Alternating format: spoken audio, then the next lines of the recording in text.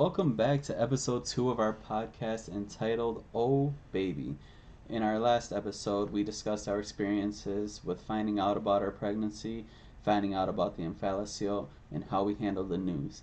In this week's episode, we're going to continue with Isabel's story and her infallacio.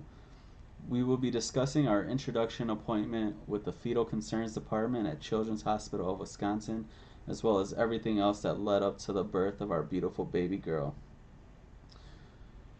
So we had the opportunity to meet the team that's going to be helping us and Isabel throughout her recovery.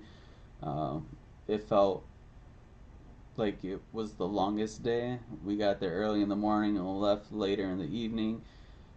We got to meet with all the different departments, all the different teams that's going to be a part of Isabel's recovery process leading up to her birth and post birth.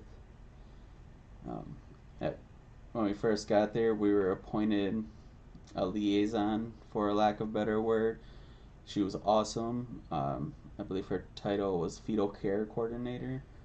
Um, she was very helpful, especially with Jessie, where she made sure Jessie was comfortable, provided Jessie with any information she needed.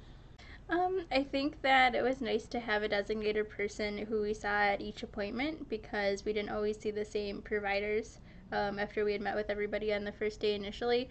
But the nurse coordinator that we dealt with was there for our first appointment and for our last, and she was even there at my postpartum follow up. So it was really nice to have that particular person be our point of contact. So welcoming and so encouraging of listening to our questions. So I felt really good about that. My husband and I, Adam and I, have not had any extensive medical history, so we didn't really know what to expect. So it was really refreshing to have that be the first communication that we had with someone in the fetal concerns department area. Yeah, she was awesome, and just the fact that she was able to kind of tie everything together. That first day, it was an overwhelming experience of meeting so many people, so many departments, and she was just on top of things, made sure that we understood all the information we had. She was available all the time to, if we had any questions after the fact, we can email her, and she would do the best she could to get us the information we needed. So that was one of the first things that I'm grateful for, especially with our experience with the fetal concerns department. Mm-hmm. So after meeting our liaison, um, we went in and we got our first ultrasound. Um, at this point, we were able to see our beautiful baby girl on the big screen. Um, they were able to show us her infallacio, exactly where it is, what it looked like, what they're measuring in these appointments. That's true. They measured around her in Mm-hmm. Paliso, right? And then I think they measured her trunk and Mm-hmm. tracked it throughout the rest of the pregnancy too. So they would show us the difference, and we have an ultrasound for every visit, so we Yep. can see the progression too. It was pretty cool. Yeah, and they told us how they weigh her or estimate her weight. In utero, right? Yeah, they would Mm-hmm. measure the circumference of her head and her body, and I think it was the length or something like that. And then they would estimate her weight, but they didn't include the infallacio in the weight. So to us and to them, really, they thought she was going to be much smaller than she actually was at birth. Um, She was, if I'm not mistaken, like 8.5 pounds, yeah, almost 9 pounds, almost 9 pounds, and they were guessing that she would maybe be about like 6. 6 or 7 at most. Yeah. So it was a pretty big surprise, but I think probably a good thing that she ended up being a little heavier than we thought, just to give her every chance to thrive too, because we'll go into this a little bit more, but there were other concerns that she might have struggles Mm-hmm. with feeding and stuff like that. So, yeah, so from there we met with the fetal cardiologist, and they did a fetal echocardiogram on Isabel on my belly. So they spent a lot of time there, and basically the goal was just to rule out that there may or may not be any heart defects. So I guess it's fairly common among babies with infantiles that there's heart abnormalities. Not always, but sometimes. Yeah, um, it's common where with an omphalocele there's other conditions that go with it as well.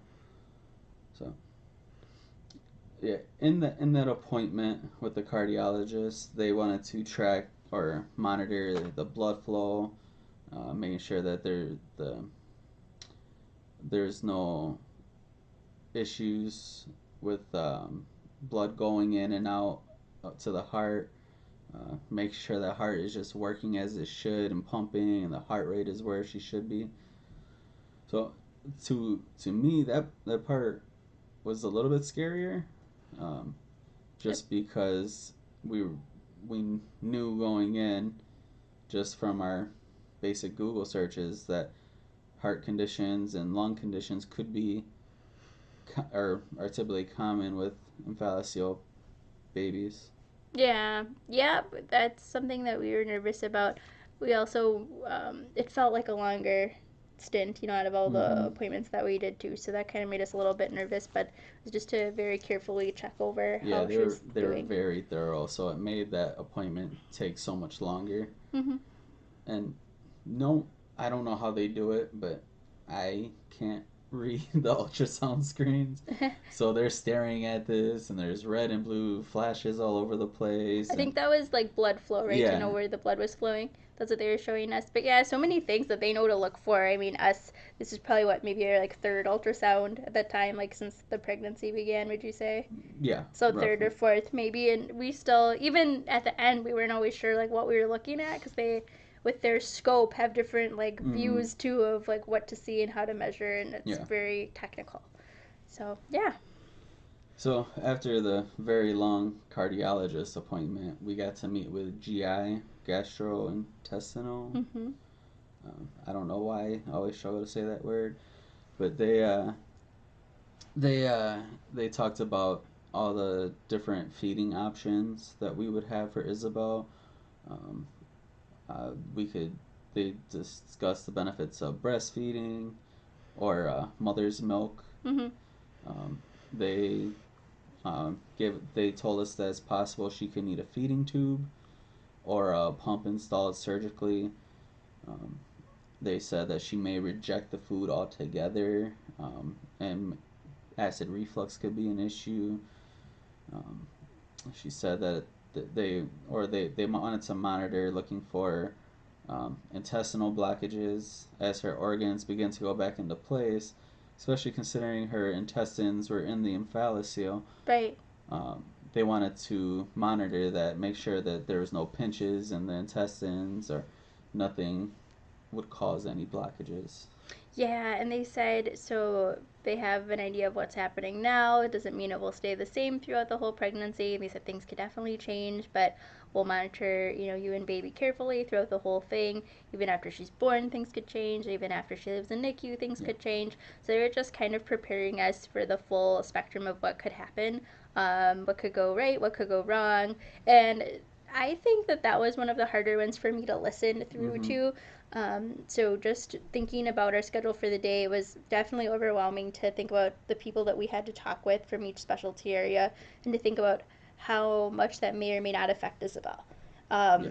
We felt pretty good about the cardiologist appointment. Like maybe that was something that wouldn't be as concerning for Isabel, but we were for sure knowing that GI would definitely be a heavily utilized team, or at least somebody Mm-hmm. from their team, because it's very, very common. I don't know of a baby yet who I've heard of with an infantile condition that has not had any type of feeding struggle or Mm-hmm. something along those lines where they were saying possible acid reflux, possible need for a feeding tube early on, those sorts of things. So that was hard to cope with. It was hard for me to come to terms with the fact that she likely wouldn't be able to she'd be able I'd be able to nurse her, I'd be able to give her my breast milk, but I wouldn't be able to like put her to breast. I had to kind of cope with that when we were talking with people, and we'll go into that a little bit further too. But just listening to best case would be that she would be able to take mother's milk, but that it would Mm-hmm. most likely be through an NG feeding tube. And then if she takes that well, then she has a possibility of coming out of the NICU if her weight stabilizes enough for them to feel good about us bringing her home. Mm-hmm. So to know that was best case was hard, but then to hear worst case might be that she would need a lot of extended support, possible feeding, pump, in her belly, possibilities of intestinal complications or blockages made it feel like, well, if that's best case, I pray for best case. So, yeah. And then the next appointment after that was with the genetics team. So we had a pretty good long conversation with them. Um, I know a bit more about my family history than Adam does. Adam has a lot more of a blended family than I do, but we did our best to try to give them details about what we knew about any sort of conditions that our family had. They asked questions about cancers, Mm-hmm. they asked questions about chromosomal abnormalities, and they gave us the option to do a few different tests on Isabel. Yeah, there was basically three options that they let us choose from. The first option would be less invasive test, where they would do a blood test on Jesse since they share the same DNA at that point, and that one it's not wouldn't be as conclusive. It's not as thorough as the The poke poke. test. Mm-hmm. Then the other option was the poke test, where they go in, they stick a needle into the womb, and they withdraw some of the amniotic fluid, which would give them a much clearer picture as to any conditions or anything that Isabel could be dealing with other than the omphalocele. And then the third option was just simply waiting until birth to have her tested for anything like that. In our situation, this is just our decision. It wasn't recommended by anybody. It was just something we chose to do. We're not professionals in any way, so Well, and genetics left it up to us too. yeah. Genetics, they were perfectly fine in letting us make our decision. They didn't try to push anything on us, but we decided not to do any of the testing until she was born. Um, I know personally that um, if there were any other conditions, the added stress would just be just overbearing for myself. So For me too. I can only imagine how Jessie would feel having to actually carry her. She would feel so much more stressed than I do. So we decided just we're gonna wait. We're gonna wait until she's born. That way we don't risk any complications with the poke. Yeah. Um, and it's just a little bit more peace of mind. We knew no matter what, it wasn't gonna change how we handled things. We're gonna still get her the best care she can possibly have, and she was getting that at Children's. Mm-hmm. So, Yeah. in this appointment, other than the testing and our family history, they gave us a little bit more information about some of the complications or other defects that could take place, and one of those is Beckwith-Wiedemann syndrome. Um, uh, so I'm not 100% confident in the information, but I know it's a condition where the parts of the body would grow abnormally large, and um, It puts the child at more risk for cancer mm-hmm, complications or cancers. I think a specific type of cancer that I can't remember off the top of my head.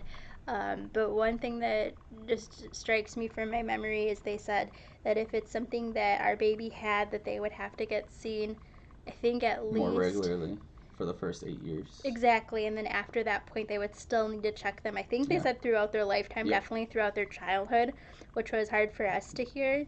It's something I actually forgot about until she was born, to be quite honest. Mm. So yeah, we were kind of thinking about that at our first meeting with them, and then for me, it went to the back of my mind until she was actually born, and they started to like kind of test again and then talk with Yeah. us. But one thing that I did want to point out too, that we were told, and I hope I'm not getting ahead of myself, but they said that babies with the giant omphalocele tend to not have as many concerns for chromosomal defects. Babies with smaller, a lot of times, may have a more Mm-hmm. likely potential to have some of those issues and to maybe have other birth defects as well. Yeah. So when you and I both went into that appointment, we both thought, we were told she has a giant in Pallisil, and we were told, and we thought the larger than Fallisil, the Yeah. more likely she would have all kinds of problems. So we were just like, oh my goodness, it's probably going to be just feeling really hard at every turn. But then, to our surprise, we were told that that actually means that it's less likely that she would have. Not to say that they wouldn't happen at all or that they're totally eliminated from concern, but less likely than they would be Yeah, otherwise. we were told that the giant and phalloceles are typically more isolated Mm-hmm. Mm-hmm. than the smaller ones. The smaller ones, like she said, are uh, usually associated with other um, conditions, like Mm-hmm. for example, Down syndrome Mm-hmm. was a big one that they mentioned. Yeah. Just different kinds of chromosome or abnormalities um, And I that think they could actually occur. said heart issues too, Yep, right? heart All issues kinds of is a big things. one. That's why we had the echo right away, and we had the echo a couple of times leading up to the birth, and then before they decided to that they didn't need to see us anymore, which is a huge weight off our shoulders. But Mm-hmm. Mm-hmm. Definitely. The other thing too, difference between giant and large and and smaller. I think that with giant and the recommended procedure we met with surgery next is to do like the pain and wait method, where you kind of wait until the baby's in is stable enough to where the surgeons feel comfortable doing the surgery, and to where things have naturally more sunken in. So we'll describe that more in detail in just a moment here. But then on the smaller side, I think oftentimes the smaller side impala cells are repaired either shortly after birth or right after birth or very early on. mm-hmm. Isabel's case is different. She is going to be 10 months and she has not been repaired yet. So we'll keep that. Yeah, so after genetics, like Jesse said, we met with surgery. They gave us the game plan for the treatment um, for once she's born. As she said, they told us about the paint and wait method. Um, so what the paint and wait method is the baby's born, and then immediately they put a dressing, so just a bandage, soaked in a betadine solution. They wrap it with that, and then over that they go over with a dry bandage Gauze, yeah. or gauze, and then they put a diaper over that, and then there's a cast built around it to hold it in place. Yeah, And it reminds me of a tortoiseshell. It goes yeah, around like her like back, it and just then kind of comes comes together in around. the middle, like an egg yolk would Yeah, go in the middle of it. so it kind of just holds it in place like that. It's been referred to as a silo multiple times Mhm. through our Mhm. journey. Yeah. Um, so there was that, and then we would change that dressing daily until um, eventually the emphalocele, the sac itself, will form a thicker skin, Mhm. more tougher, kind of like just like your regular skin. Mhm. And at that point, then we'd feel more comfortable with it being more secure. Mhm. Um, and the reason it's paint and weight is basically you're painting it with the dressing, and then you're waiting for gravity and the body to grow. Mhm. So And for it to gravity, sink in. as she grows, gravity's gonna pull her organs back into place where they belong. Mhm. Um, we were reassured that this is the safest method, um, because by doing this, it it prevents you from trying to cram all these organs in a tiny space, and that can Right. cause Like rejection type problems yeah, like or. a pinch in the intestines or Mhm. causing intestinal blockages, or having to rearrange her lungs or something to make space for her stomach, Yeah. stuff like that. So we're reassured this is the safest method. Um, However, it's More also a time. much longer method, and Yeah. this is the thing that like hurt the most for me Yeah. was Me I too. was hoping she'd be born, we get it repaired, and then it's done. We just Right. go through the simple recovery. Same. But it turned out we had a much longer journey ahead of us by doing this method. Yeah. And I don't necessarily. I mean, at the time, it sucked to hear that it was gonna take so long, but I'm happy we did it this way. for one, I'm the one who did all the dressing changes, so it Yep, kind of gave me the a old little bit pro of here. a bond with her. Yeah. Something that I can do to help care for her in the situation. Um, Right, the surgery team taught Adam how to do the dressing changes when she was in the NICU. yeah, And then that's part of the reason I think why she went home sooner than expected too, is because you felt so competent and ready to do it. yeah. You know, they had to trust us completely with her care once she left the NICU too. Mm-hmm. So I think that was a huge part of it. So Yeah. So then, it's impressive. after the pain weight method, they we kind of laid out the plan for that. So that's gonna the pain weight method. It's gonna shrink on its own. The organ's gonna fall back in place, and then once she gets to a certain point, growth wise, where they feel comfortable closing it, meaning that there's enough space in her body for all her organs, they can just go in there and close that opening in the abdominal wall, and then hopefully be done. Um, it could be one surgery, it could be two, it could be multiple. Other things may be required at that point where um, they might need to add the feeding tube into her stomach. And basically, there's a list of things that could possibly go wrong post surgery. Um, Well, so, right. The other thing too I want to say is they gave us a range of how long to expect her to be in the NICU. mm-hmm. So we were told to expect anywhere from like 4 months to 6 months. Yeah. At, they made us um, feel that it would at least be about 3 or 4 months, right? Would you agree with that? Yeah, and they were saying worst case scenario would be upwards of 6 months. Yeah, yeah. So we're preparing to live at the hospital, and Yeah, we we were were trying to prepared. figure that out. We put everything into place. Bought a gym membership across the street, Yeah. one that was open late, so we can go there, shower, work out, and come right back. Yeah. Fortunately, we live close enough to the hospital so we can run home and take care of our dogs, spend some time with them, and then come right back. Right, Uh, right. And my mom lives here with us, and she has two. She also supports the baby very much, especially after since she came home, and since then she's been a huge support. But we're 10 minutes away yeah, from Children's Hospital, so that's really good too. We didn't know that it would mean so much, you know, when we first bought the house here. We've been here for a few years now, but the commute is just it feels like a yeah, skip away, which is great because she yeah. has a lot of appointments. We were so prepared to spend every possible moment in this hospital. We made we made plans with our family members so that way we didn't have to come home every day to let the dogs out. Someone from our family would Could spend come time with them still, and yeah. yeah, and spend time with them. And I even made sure that the NICU room that she was going to be in has good enough Wi-Fi so I can work remotely from there. Um, Yeah. it, we were ready.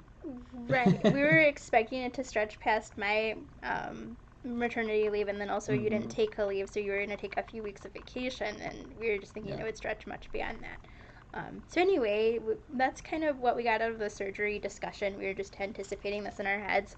And then I think near to the last appointment we had was with lactation, Yeah. which made me feel good because I was really interested in trying to figure out a way to nurse her, and knowing that I couldn't actually breastfeed her, Yeah. more than likely I couldn't. We came up with a plan of how to make that still happen, even if it didn't happen the way that I kind of envisioned it. Yeah. And I was completely okay with that. It was important to me to find a way to support my baby nutritionally because I know we talked about the benefits of breast milk. I talked to you about just wanting to do something for her because I felt really helpless in a lot of ways about how to help her get through this experience. So Well, that was yeah. a good appointment too. It was like I guess I didn't need to be there for that appointment, Yeah. but it was nice to know, especially after having the discussion with GI, Mm-hmm. that the mother's milk or the breast milk is still something that is going to be very beneficial. Yeah. Yeah. Because meeting with GI, it almost felt like that wasn't gonna be an option because of the baby's probably gonna have other issues with feeding. So um, it was nice to hear and find out that Jesse could still ner- attempt to nurse or at least pump Mm-hmm. to provide milk for our daughter. Mm-hmm. Exactly. Yep. So that kind of more or less finished off our day. I think our last bookend appointment was with a fetal maternal care doctor and a neonatologist, and they Mm. just kind of talked about like a summary of what we learned that Yeah. day. They scheduled us out for our future appointments. They told us that if they wanted to watch Isabel's growth more closely, that we might go to every week or every Mm-hmm. other week. I think our appointment started out as bi-weekly, and then just because Isabel's always been on the more petite side, they did have a concern for how fast she was growing. She seemed very small, so then they put us on every week, Mm. all the way up until she was Yeah. born. So at the end of the all these appointments, end of the day, I remember feeling so stressed out and anxious. But at the same time, I felt a lot more at ease because we had a game plan going forward. We knew what the process was going to be. We knew everyone who was going to be involved, and yes, so I felt more prepared for what's to come. So at that point, we put together a plan um, to, like Jesse said, we were gonna meet, come in for appointments. Initially, it was on a monthly basis. We come in, they do the ultrasound, they do all the checkups, they track her weight. She was she was and is still very petite, so that was something they were concerned about. They kept saying they weren't concerned, but they always brought it up, so it tells me they were concerned. I Um, think I think they were trying to make us understand like concern to them means something that it means to us, if that makes sense. Like watching, monitoring, maybe mhm. is what we interpret as concern. Concern for them is this is going to be a problem, and we're sure of it, kind of thing. Yeah, So yeah, to the point where they kept telling us like, "Oh, her weight's in the 1 percentile, which is as low as you could possibly go." yeah. Um, so that was But she was concerning, growing. but she was still growing. Yes. Each appointment we went to, she was bigger and bigger. It Mm-hmm. was just on the very low end.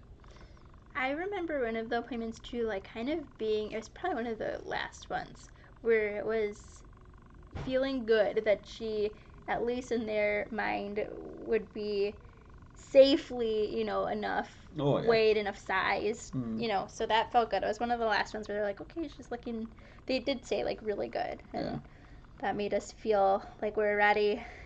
Yep. So again, one of they wanted to monitor the blood flow, making sure that the blood's flowing in and out of the umbilical cord and her heart is pumping. Um, it's just the little things like that, just making sure she's completely healthy and developing as she should. Mm-hmm. Um, it was awesome because every single time we went there, we would come home with like 5 more pictures of her. Even though in 4 out of those 5 pictures, her hand is in front of her face. Yeah, her thing was always to put her hands like Wonder Woman style, like in front of her face. And it was too funny because we were so excited to get all these pictures of her, and it would be just the hardest chore to get her face profile. And Mm-hmm. the ultrasound technician would try very, very hard. And we have such a long, like, album of them, so it's gonna be fun to show her when she's older all the times that she tried to hide herself. Little Yeah, camera shy girl. yeah, she's a lot like me. Even post birth, she has a lot of my personality. But one thing I don't like is having my picture taken, and That's so true. That's a great point. neither I had does to she. like really like level with him and like ask him nicely on our wedding day, like, can you please just try to be cool about pictures today because it's a big day for pictures. So yeah. So it was fun. We got to see her a lot, very often. Like we said, it started out monthly, but because she was growing so slowly, they ended up telling us to come back bi-weekly, and then eventually it was all right. Come in every Thursday. We're Mhm. gonna see you every Thursday morning, all the way up Week until by she's week. born. Yeah. So, so we Well, ended up with quite a few pictures. I may even upload a small slideshow onto the YouTube page to go along with this episode. that would be probably really cool for people to see just the progression if we can get it to Yeah. Um, present nicely. so that was some of the fun parts of that. I mean, it's still stressful having to come in all the time for these appointments. There was a few scares um, with the ultrasounds. Um, they're looking for some markers in each appointment. One of them was the amount of time she moves in a some certain amount of time, and there's a few times where she just didn't want to move. I don't know Yeah. if it was because it was so early in the morning that she was still asleep in there, but she did not want to move until like the very last second where they're getting ready to be more concerned. There was a couple times where they struggled to find her heartbeat, Yeah. um, One but then once they did find her heartbeat, it was very strong. Like, so it was just like her being difficult in there again. My personality, she just didn't want to I'll give you cooperate. that. She just did not want to cooperate.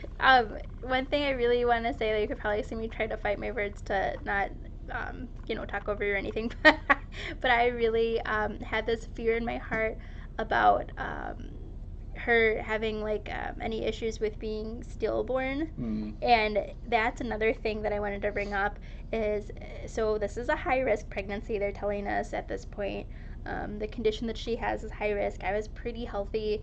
It didn't have any other added complications, so that was good prognosis, to couple with, her having the emphalis. So they did say though that they do watch the movements really closely because we're at higher risk for stillbirth. And Mm. that sucked. It sucked to hear it. So as you can imagine, I was like terrified all the time. I had an app on my phone where I would constantly check for a heartbeat and count things, as she got bigger, count kicks, and Yeah. totally worry myself when she, wouldn't move like I thought she was going to. Most of our appointments were earlier in the morning so that we could kind of not break up our day too much. We were both still working. And we were just like holding our breath, kind of watching for her to move at points. And I know one appointment in particular, she like really did wait till like the tail end where they were like, okay, if she doesn't, do one more movement in the next couple of moments, then we're gonna have to like probably see you back again twice in 1 week, kind of thing. Yeah, yeah. Jessie, So, she decided to download an app where it's pretty cool. you use the speaker on your iPhone and hold it up to your stomach, and Mm-hmm. it'll find it's like a at home ultrasound. Um, Heart monitor, yeah, probably, or heartbeat monitor. You can't where see anything, but you could hear. yeah you can hear the heartbeat and Mm-hmm. everything in there. It's not the most reliable thing, so if Right. you're dealing with this condition, I recommend don't do that because it's added anxiety, Sure. especially for her. Sure. She definitely would use it very often, Let's say I would and overuse it. then she would panic when she wasn't hearing the heartbeat, even though she's using an iPhone. You definitely got that on there, didn't Yeah, you? and Oh at yeah. one point, in one of the ultrasounds, unfortunately, there was one where I couldn't make it, and they found, I believe it was an ovarian cyst or a fluid pocket. They called it a fluid pocket. They said it could be an ovarian cyst, but they weren't sure. Yeah, so they found a little fluid pocket, and of course I wasn't there, so that's bugging me. The one And time you weren't there, I yeah, feel like that was like the bad luck or something. only appointment I missed. Yeah. And to be honest, the one time too, when we didn't have the same tech as we were used to, and I didn't feel very comfortable or very much like I bonded well with that person, that wasn't hugely important, but it just felt totally off that time. Yeah. So, good news is it wasn't actually something that was a problem. Yeah, it took care of itself by the next time we came in. So, um, but at the moment, hearing the news that there was something else in there and I wasn't there, it sucked. It was really hard on me. So I made sure to be there for every single appointment, even if it was thought that I didn't need to be there. True.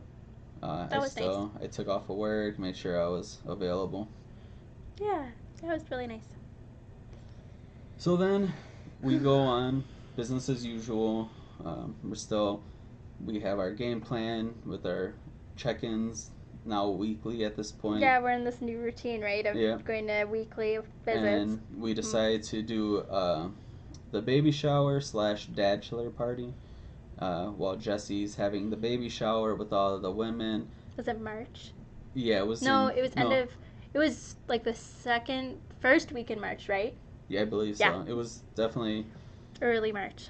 about a year ago today, almost a Mm-hmm. little more, Getting a close. little less than a year, Mm-hmm. where she was with the ladies. I took all the guys and we played laser tag, Mm-hmm. and everything was awesome for her. So much fun. It was so Cram nice. packed, Everyone I love was in the same cram room. packed in this tiny room at Yep. this art Art gallery studio, place, art yeah. It studio. was so fun. We didn't do art, but it was just fun to be in that creative space for, celebrating. So we did, Yeah, and so it was cool. she got together. We got a lot of gifts and support from friends and family there. Mm-hmm. While us guys were out running around shooting little kids with lasers. Right. So it was awesome. Everything was going great. Yeah, And it was a wonderful day, and it was a nice day. It's so early March, right? You never know mm-hmm, what the weather is going to be like in Wisconsin. We had a unseasonably warm day. It was yeah, gorgeous. it was everything Perfect. was awesome. And then the next morning, uh, The world it was shut yeah, down. literally the next morning, uh, the lockdown starts, and we're in the midst of a pandemic for COVID-19. Now we're freaking out. What a shock that was. We were both in very crowded, smaller environments with tons of people, Right. and not only are we concerned about ourselves, but we're worried about some of the people that were at Some of our the older events. people, some of There's some the older people who have other people, health conditions, right? so we're panicking about that. Mm-hmm. Um, no, then Wow. suddenly Jessie gets the flu, but she doesn't know that at the point. She's concerned she has COVID. Yes, I was so scared, and I was so confused too because it didn't seem that there was anybody who was ill at the baby shower, Yeah, and I had been at week a week earlier than that, and somebody that I worked with was sick. But yeah, everything was so early. yeah, It and was just very it was scary. so early on in the pandemic that when she went in to get uh, It's when she urgent went care. to the doctor to urgent care, Mm-hmm. they weren't even doing the COVID test. No, they weren't, and So they, so many people were waiting to be seen. I was so stressed out. I was very very pregnant and very very worried because yep, we didn't know hardly anything, and it's still a very unpredictable illness, but we knew like hardly anything other than it was very deadly, very yep, um, easy to catch. yeah. So then now the pandemic is going on. We still have our appointments we have to go to, and as we go along, things are changing. Policies are going into place, and it's throwing everything up in the air for us. Right. So for our weekly appointments, initially they didn't want to let me in. Yeah, that was heartbreaking for me because we had been to everyone together and it was really important. As I mentioned, the vibe of feeling good about stuff. I felt Yeah, like I needed him there. yeah. So we had to get an exception from the fetal concerns department to allow me to come in. Hmm. Um, They still almost stopped you at the yeah, door. multiple times they We would had to have still them stop me. call the center to make sure Um, that they were okay with it. yeah. And then that changed a lot about we weren't sure about the plans, how that would affect the birth or the If you could delivery. be there, right? We didn't know if they were gonna allow me to be in the room when she's born. Right. I know in certain cases, especially in New York early on, I heard stories where the father wasn't allowed into the delivery room, and that was for uh, Laboring a, mothers. a normal Yeah. birth. Right. We have a high risk birth, Hmm. so in my mind, I'm like, I don't think I'm gonna be allowed in. And I knew I was having a C-section, and I already am a little bit afraid just because I am very unfamiliar. But I think anyone would be about, never having a surgery before, what that would be like. Um, Knowing that she has for sure a NICU stay ahead of Mm-hmm. her, thinking about can we even see her? Can we have anybody meet her? Yeah. All these fears, masking up every time. Yep. At first, it was hard to get used to. I remember, especially with my giant pregnant belly, feeling like I was just like probably anxiety, but feeling like I was short of breath because Yeah. I was just like trying to get used to wearing a mask everywhere outside of our house. Yeah. So with COVID and the new policies in place, we were told that I was going to be allowed in for the birth As long as you didn't have as any COVID yep, symptoms, as right? long as I didn't show any symptoms of COVID, and as long as I didn't, I wasn't tested positive in a certain amount of time. So that was good to hear. Um, they allowed us to be together in the NICU for the first 2 days, right? Was it 2 days? Yes, but hang on, you skipped the part about how they COVID tested me too, because if I would have been positive for COVID, that would have changed everything too. Yeah, So they COVID tested me, and then as soon as Isabel was born, they also tested her. Everyone was negative, yeah, luckily.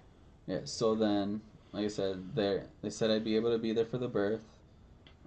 And when she was born, we would be allowed to be in the NICU together for the first 2 days, and then we would have to rotate.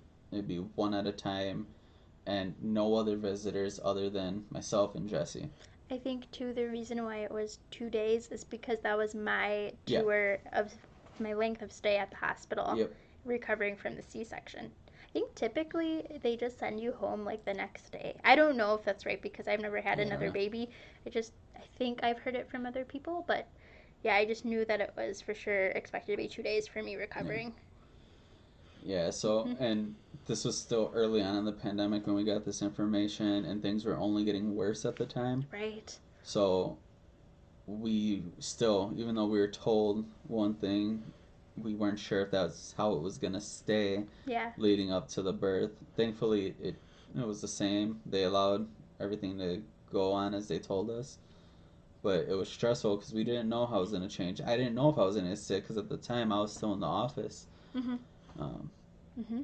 so, I wasn't. I had the opportunity to work at home right after, everything kind of shut down, and I even still do. So, all the way, it's almost a year later now, I've been able to, which is really a blessing. I really um, think of it as something that's a silver lining in all of this. I've had the opportunity to spend so much more time at home with Isabel. mm, Adam, too, now that he does a little bit more work at home, too.